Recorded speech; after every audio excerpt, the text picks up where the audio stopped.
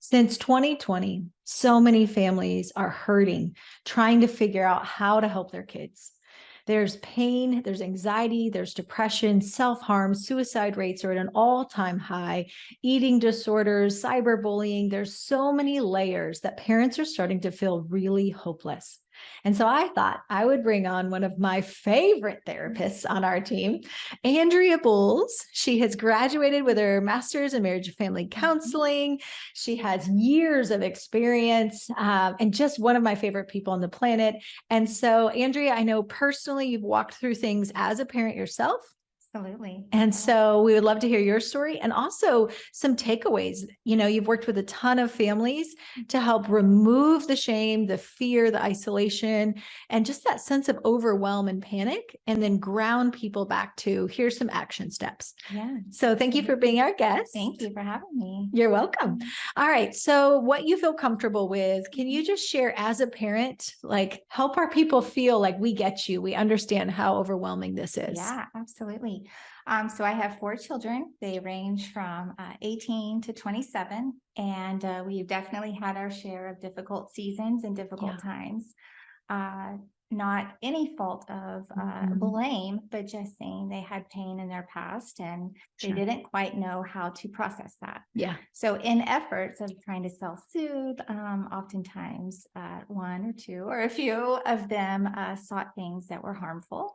Yeah. And seeking a lot of families out, can resonate with that. Yeah, seeking out help from the medical community to schools to churches. We just hit a lot of dead ends, and there were moments that I felt very alone. Yeah. And when you felt alone, our human nature is to try to control, to try to fix and solve, or just give up. Yeah. What were some of the things you found yourself doing as a parent? Oh gosh, I would emotionally detach. And I know in that effort that I probably made things a lot worse. I'm sure that they would feel alone. They would feel judged, possibly. And in that, I know that there was shame that they were feeling in some of the behaviors they were having. And then I kind of lost myself and realized that my identity was anchored in my parental output. And it being mirrored that I was failing because I felt like they were failing, and it was a direct hit on me and who I was. Oh my gosh, I think we need to unpack that more, because there's a lot of us that, whether it's being a professional, being a spouse, being a parent, we find our identity and we don't mean to, right? It's not intentional. Absolutely. I don't wake up in the morning and go, here's my badge, my identity and worth and value on the planet is because I'm a good parent. And yet that we slip into that. Yeah. How might somebody, if they're listening to this, start recognizing, wow, maybe I'm kind of slipping into putting my identity and worth with the output of how my kids are?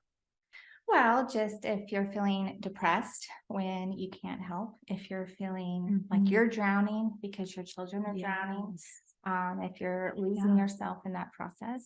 I was a stay-at-home mom for 16 years. And so I thought, because I had my own pain in childhood. I think we need to reiterate that, that we don't come into the world perfect. And a lot of times we try to overcompensate with our family and try to fix what we didn't have growing up in any context. And usually we try to go to the other extreme and overcompensate sometimes. Yeah, absolutely.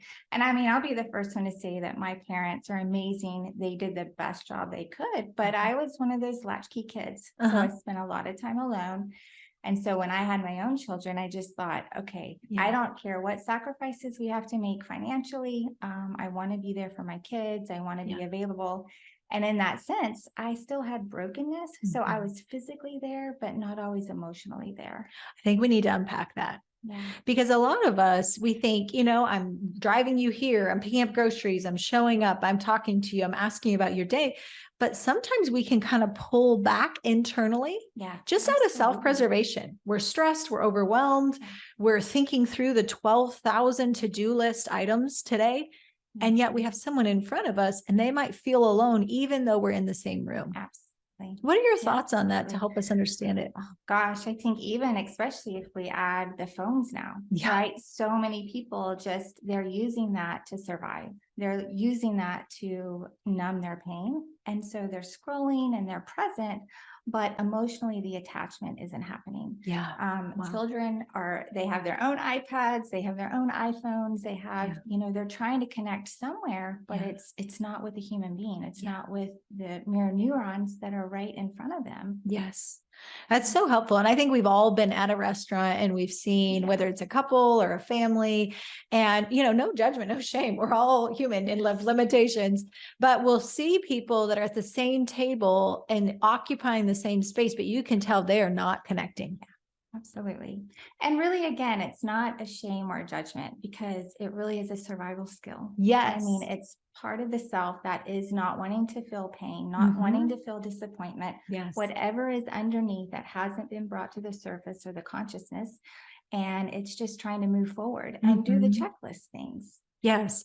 And more than ever, we need to bring it into society's attention that the cell phones, the tablets, all of these have a dopamine reward pathway, right? So it may be, just helpless. I'm just responding to emails. I'm just checking social media. I'm just being thoughtful and polite to respond to that text message. But we don't realize unconsciously, we might be actually self-medicating and turning that into an addiction because we're down regulating our stress by just checking out and avoiding and not feeling. Absolutely. And by doing that, it temporarily helps, but we're not resolving anything. So I end up feeling more alone, more bottomed out of my good chemicals, because it's kind of like cotton candy. You're not getting actual attachment and connection and belonging. So you're just getting kind of an artificial bump in your dopamine, and you have more loneliness on both sides of the relationship. And that brings a lot of pain. So if someone's doing that, one, normal, we all do it. Absolutely. But two, what signal do you think that might tell them, and what they can do to start recognizing, what do I need to do as a parent if I'm finding myself overly engaging with a tablet, a phone, et cetera? Yeah. Well, if I could go back in time, one thing that I would make a priority is dinners. Even if you have different schedules, even if you have, one child has to be here, try to make some sort of time daily, at least, whether it's breakfast in the morning and you're having some eye contact or having questions, even just being in the same space. If you don't know what to say, be honest about that. Say, hey, tell me what's on your heart. What are you thinking? What are your expectations for the day? You can make it age appropriate. It doesn't matter if you have a teenager that says nothing. I promise you, you add food to the equation, they're going to be involved. That's good. And then if you have a really not engaged child, maybe they're not functioning, maybe they're in the middle of a panic attack, then sometimes just offering presence where I'm not trying to solve or fix. I'm not, some kids, please ask them the questions. They want to be seen and known. And some kids, that might be too visceral and like too many raw nerves on the inside. And so sometimes just sitting together, coloring, even if they're an older child, like that is really healthy and appropriate to just be like, hey, let's do like some art together. Let's listen to music together. Can you share with me your favorite songs or your favorite TV show or something? Kind of like you're entering into their world and their space. Rather than just zoning out. Just going outside, right? So much, I know of our family system revolved around watching TV together or doing something which you're still mirroring, bringing in technology. Right. So one thing as they were getting older, we were like, hey, let's just go for a walk. Let's go on trails. Let's do something active together. Yes. And at first you may get some squalm, but over time, there's something about connecting to creation, connecting to the outside atmosphere that's really healthy, and the frequency in your relationship together, it doesn't have to be verbal all the time. Absolutely. Just showing up, like you said, is huge. And it's bigger than we think, because again, back to our point of like, we can be in the same room and yet still feel alone and disconnected. And if my identity, my worth, my value as a parent is tied to you liking me and this going well, then I'm more likely to have shame and shut down. And this does not go well on either side. But if we can do our own work, which I think in a minute we should talk about, but if we do our own work, I think it takes the pressure off of the relationship, off the moment. And if they kind of are being wishy-washy or difficult or challenging, I'm not saying allow people to be blatantly disrespectful, but I'm saying if it's just like funky and it's just not working, instead of taking that personal, I think it's really helpful to just take some deep breaths and be like, hey, I let them be where they're at and they're messy. I don't need to fix it, solve it, or take it personal. I can just kind of create space where I'm showing you, I'm demonstrating rather than telling you that I love you even when you're messy. Yes. It's inviting their whole self to show up. Wow. Not pulling back and only giving you what you think is acceptable, which I think creates a healthy atmosphere. When there is something troubling happening, they know I can bring it to you instead of trying to do this by myself. Yeah, I love that. And I've been telling parents even lately that it's really valuable when you can tell your child, I love you when you're messy. You're not perfect, and neither is mommy and daddy or whomever your parent structure. Like, I love you when you're not okay. So I want to be the first person you come to. Absolutely. And then even letting them, helping them make choices, like what are our options, make the choice. And the younger they are, we really want them to fail forward. We want them to fail because then they have natural cause and effect and learn, oh, when I make that choice, bad things happen. When I make this choice, good things happen, right?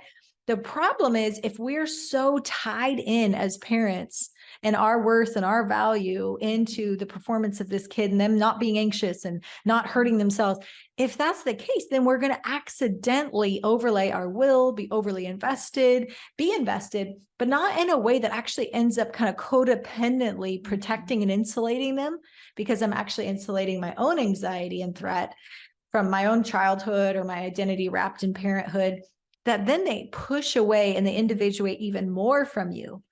Or the opposite will happen. They become so insecure that they don't know how to make decisions. They don't know how to move forward because you've stepped in and you've almost controlled and unconsciously said, you're not good enough to make this decision. I need to do it for you. Exactly. And then you have the failure to launch, where it's like people pleasers who never want to make a decision and have anyone mad at you or disappointed. But if we can learn how to do our own work as a parent, which we need to get to in a little bit, but then also recognizing your kids are more resilient than you realize. You know, back to the latchkey generation or the Great Depression, like people really do survive. And sometimes in like a Western civilization context, we talk about like, you know, having the right BPA bottles and free of this and organic and all these perfect scenarios. And it's like, kids are literally starving in other parts of the world, growing up in brothels. Not right or wrong. We're just saying people survive. And that's not ideal. But yet, if you're meeting attachment needs, they actually are okay. People are not as breakable as we think. What's the issue is how attached do they feel? How secure? Do they feel safe to be themselves? Or do I unconsciously, which I think I might have picked up in my childhood, unconsciously feeling responsible for my parents to be okay, for their marriage to be okay, for our family to be okay. And then I became the perfect little people-pleasing peacekeeper, manager of everyone else's emotions, and then had no idea what I thought and felt for myself. And it underdevelops because kids are so wanting to make sure everything's great. And I didn't have traumatic bad parents. This is just life. So nobody's bad. We're not shaming anyone. I don't want any parents to hear this and being like, oh, I screwed up my kids. But just like peeling the layers apart of what are those subtle things that, again, we might be showing up. But am I showing up in a way that might lead to too much pressure on that kid to feel like they're responsible for me feeling okay as a parent? Am I getting overly anxious when they tell me about something instead of creating a grounding effect of it's safe to tell me that I'm not going to freak out. I'm going to see you and know you. And then I'm going to help you make choices and then empower you with your choice.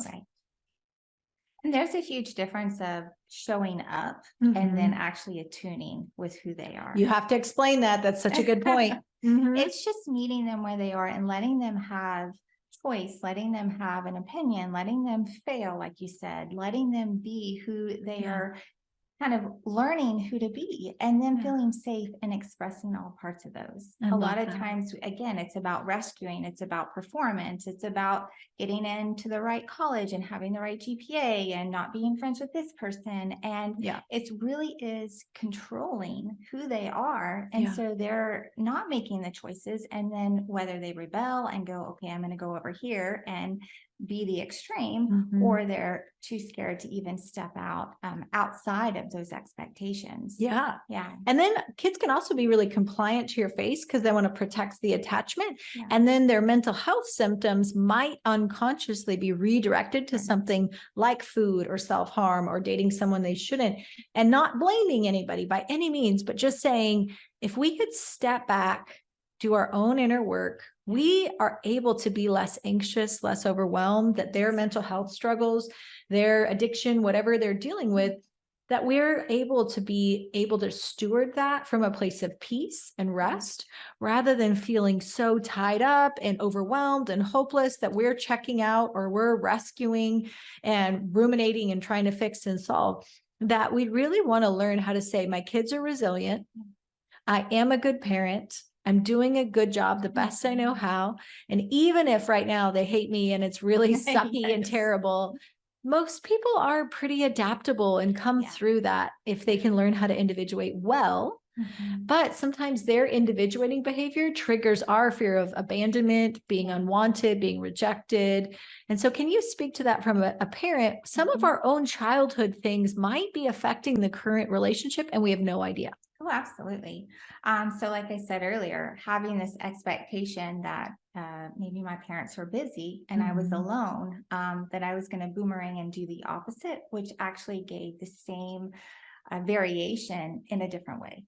So even though I was present, maybe I wasn't present, or maybe I was having certain expectations that wasn't allowing them to kind of push and pull on the relationship. And I would also say probably just not knowing what my voice was. Anytime I had an outside voice, it felt very criticized. So my inner person was criticizing self. And so anytime a child said something, I almost felt like they were saying, you're not a good mom. Yes. I think that happens more than we realize.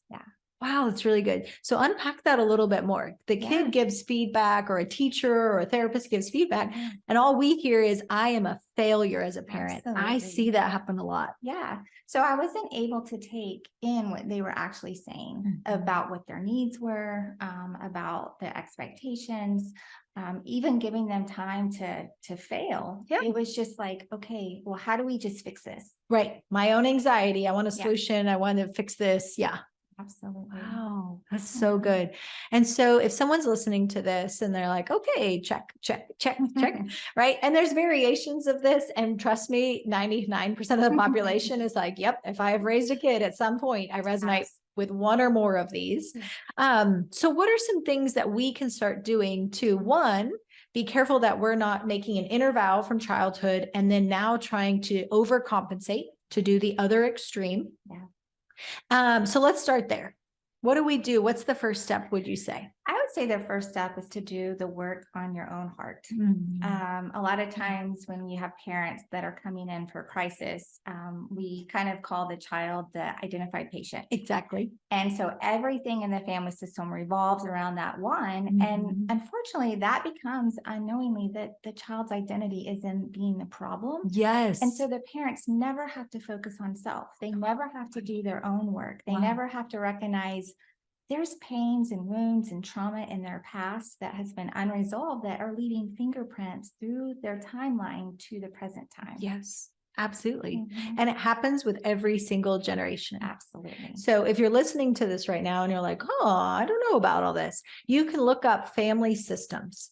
And so there's all kinds of triangles, there's all kinds of identified patient, of family. And so a lot of times we try to fix the problem instead of realizing, oh, the kid with the problem actually may be the voice to try to express some things in our whole system, even generational things that have been passed down that we're like, hey, that's our normal, but it may not be the most beneficial. And this is probably the child who may have really strong empathy that might be more strongly attached to their emotions, even though they're acting out, they're cussing or they're rebelling or running away. Their inner world actually might be really tender and soft. And that's why they're more sensitive and prone to be the one who kind of carries the symptoms. Secondly, I'd like to draw attention to many times there's another kid or a spouse in the family that then goes totally neglected. Because whether it's you yourself, you're neglecting yourself, or you're neglecting your marriage, or another good child that's under the radar, that's performing and being the model child, please be careful not to put all attention on the symptomatic child. That we're not equally distributing oxygen mask on our own face and relationship investment to our marriage, to our other kids. There's so many things that can go by the wayside that actually you're reinforcing the unhealth of that, right? And the shame of the one that's the bad one, the problem child feels worse that everybody else is falling apart around them, and they are blaming themselves, even though they act like they don't care and they hate you. Their insides really do want attachment and belonging. They absolutely do. And secondly, I would say that today is not always. Oh, we get stuck in this moment that is just like, we've been in this season of long suffering, and it doesn't matter if it's a month or 10 years. It's just like, okay, this is our forever. Yeah. And recognizing that when you're working on self, it will have a domino effect into the people that you love, whether you are verbally explaining to them what you're going through, or if you're just, having small steps in conversation, or even just your inner posture. Your heart is softening towards those that you love, that maybe you were holding some resentment or you were holding some unmet expectations. Yeah. It will absolutely have an impact on them. And that is even including if your children aren't in your home. Yeah. Let's say there's a disconnect within the family. As you are doing your inner work, that will completely change the system, even if they're not there. Yeah. And I have seen that. So one of the stories I love to tell my clients, as well as the therapists in our huddles, is a lot of times when we hold bitterness and resentment, we don't realize that at some kind of unknown level that we don't understand as humans, it's like when I'm holding on to my grudge, my unforgiveness, even if it's unconscious, if I haven't worked through that, it's literally like there's a cord that's keeping that unhealthy dynamic alive between us. And what I found is if you can even take time to just honor, like as a parent, maybe you have done everything and you are a good parent, and literally everything we've said, you're like, yeah, I'm not doing that. I'm actually trying my best. And I think I'm doing a good job. Maybe the child was also molested. Maybe there's repressed memories. There's a million other factors that could also be variables that have nothing to do with you as a parent. So please hear us say that. This is not a blame parent at all. But the more that you can release your need for them to be okay in order for you to be okay, the more you can disentangle your identity and self-worth from that, the more that you can resolve your past and what you've tried to overcompensate, any inner vows you made of I will never, I must, I should, I have to. And the more that you can forgive even unconscious resentment, that we play nice as a family, but it's shallow. It's not a deep connection because we're guarding our heart because I feel unsafe with this child. I would love to stand in the gap and just say, on behalf of your child, I am so sorry for constantly rejecting you, for pushing you away when you're trying. That you are a good parent, and I am displacing my issues onto you because maybe you are the good parent who is safe and trying to show up, but I don't know how to deal with that in the other area. And so it's getting displaced onto the safest person, which is you. That's not fair. It's okay to be hurt and angry and upset, and there's legitimacy to your pain. It matters, you matter, and I repent and ask you to forgive me on behalf of your child for the ways that I have neglected you, that I've dishonored you. I've added stress and bankruptcy and just so much, and never said thank you or see you as a parent for the effort that you have tried to put in. I am sorry on behalf of your child. And by putting the oxygen mask on your own face, letting your own heart heal, getting rid of any resentments, forgiving, releasing them out of the jail cell of the unconscious mind, which just means where I go, oh, I don't want to think about that. I don't want to feel that. Think of it like it's that part of you is holding that unconscious until we're ready to resolve it. it's time. We need to resolve it. And so by going to therapy, we have restoring self-cohesion therapists, all certified at Crawford clinics. Andria Booles is phenomenal. All of our therapists, obviously I'm biased. I selected and trained them, but I personally know and love and invested in each one, that you don't have to do this alone as a parent. And there are impossible situations where you are doing your best. And it really does require doing that inner work, figuring out what are the generational things. It's called a genogram. You'll hear me talk about that several times on this show. And family systems work, internal family systems work. You can Google any of these things, but it's really helpful to do this with a therapist. Put your oxygen mask on your own face so that you can breathe again. And what they do doesn't feel like it keeps poking your heart. Yeah, absolutely. That's so good. Yeah. And I just want to commend every parent out there that is in that space of feeling like they're drowning. Just know that you're not alone. Yeah. And know that there is help. There is support. There is encouragement. Yeah. And we would love to just stand with you, walk with you through this process. Yeah. You're not alone. I love that. And then last, we just want to let you know that there are many resources and e-learning at drshannancrawford.com and crawfordclinics.com. So if you want to book something, we're not trying to by any means use this podcast to direct you, but if that's a resource that would benefit you or someone you know, we want to make that available because it can be a lot when you feel alone, you feel powerless, hopeless, and discouraged. Sometimes just making that first touch point, it doesn't need to be with us, but just going to someone, having that conversation, taking off that false guilt of a parent and shame and all the guilty heaviness, and really starting to walk in your true identity and feeling like yourself. A lot of times it's like it breaks that cord between you and that child, that weird, funky dynamic. I've literally seen it where we don't even talk to the other person. I've seen it, the child to the parent and the parent to the child on both sides with multiple clients. Their parent may even be on a different continent or vice versa. The child may be in a different state. And when we do our own work and resolve things, it's like there's this invisible cord that cuts. And I have seen family members reach out and send a letter, make a call or a text message that week. Now, that doesn't mean, and we can talk about this in another episode, it doesn't mean that every time you forgive, that it means that there's repair of relationship or there's safety. You still can have boundaries, but you want to release how much your insides are kind of holding and containing in order to maintain your child being okay. And completely neglecting yourself will not do you or your child any good.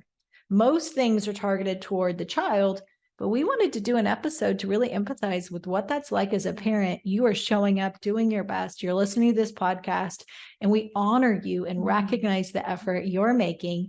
And I think it would be wise to just pause and do some work for your own heart's sake. Yeah, thank you for being our guest. Absolutely. And thank you for your courage to just share and your personal life as well as some work you've done in this space for a really long time. Thank you so much. You're welcome. All right. Well, we'll see you for the next episode. Bye, guys. Thank you for investing in yourself, your family, and your team. We are honored to serve you and your vision.